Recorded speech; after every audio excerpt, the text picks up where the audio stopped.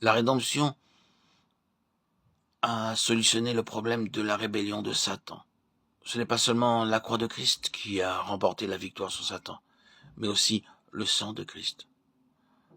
Satan savait très bien qu'en injectant son poison au premier couple, ce poison se transmettrait à tous leurs descendants.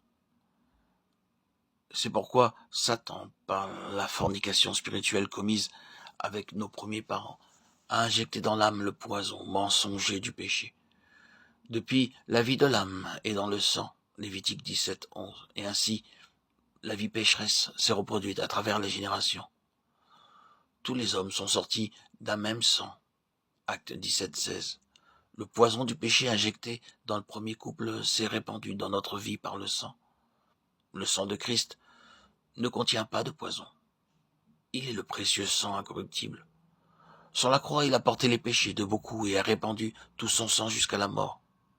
Quand Christ a été ressuscité d'entre les morts, il n'avait pas de sang.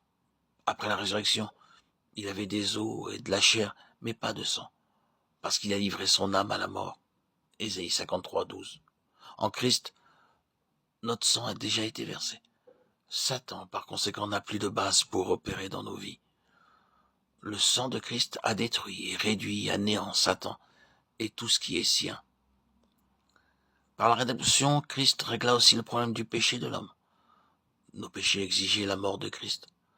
En mourant, comme notre substitut, Christ a éloigné de devant la face de Dieu notre condition criminelle,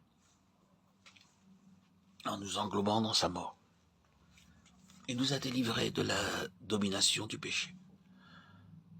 La mort de Christ a réalisé le double dessein de Dieu et a apporté par la même occasion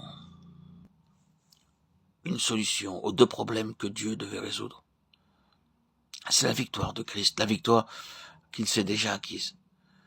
Dieu nous laisse sur terre pour maintenir cette victoire et la proclamer à toute la création, Colossiens 1, 23. Par le témoignage du baptême et de la fraction du pain, nous célébrons et démontrons la victoire de la mort de Christ face aux saints anges, aux esprits méchants, devant les nations et toute la création. La rédemption en Christ a pour but de faire de nous un peuple qui soit sa possession. Tite 2,14, pleinement offert comme un sacrifice vivant. Romains 12, 1. Un peuple qui vit et qui meurt pour Dieu. Romains 14, 7, 9. 2 Corinthiens 5, 15. Le servant comme le temple du Saint-Esprit pour glorifier Dieu. 1 Corinthiens 6, 19, 20.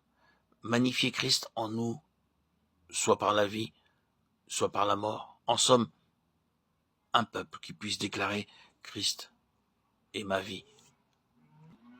Philippiens 1, 20, 21. La rédemption a pour but de donner la prééminence à Christ en toutes choses. Mais pour qu'il occupe cette première place en tout, Christ doit d'abord l'avoir en nous.